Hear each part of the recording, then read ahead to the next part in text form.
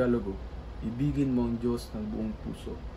Laging isaisip na ang tunay na pag-ibig sa Diyos ay ang pag-ibig sa bayan at sa kapwa-tao. Ikintal mo sa puso na ang tunay na karangalan at kaligayahan ay natatamo sa iyong pagkamatay at pakikilaban sa ngalan ng iyong bayan.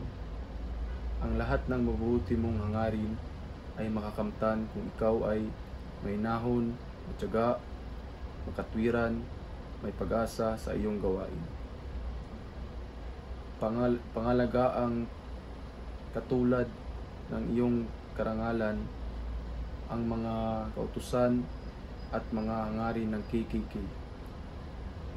Katungkulan mong iligtas ang buhay na nasa panganib sa pagpupumilit na matupad ng isang marangal na hangarin kahit mapilitang ihandog mo ang sariling buhay at yaman.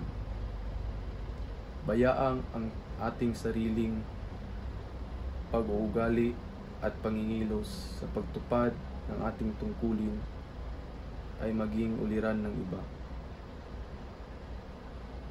Bahaginan mo ng iyong yaman ang bawat tuka at taong kulang palad sa loob ng iyong makakaya. Ang pagsusumikap at pagpipilit na kumita ng ikakabuhay ay nagpapahayag ang tunay na pagmamahal sa sarili, sa asawa, anak, kapatid, at kababayan. May parusa sa bawat salarin, taksil, at gantimpala sa lahat ng mabuting gawa. Panaligang ang mga puntahin ng KKK ay kaloob ng Diyos at ang hangaring hinggil sa iyong bayan ay hangarin din ng Diyos.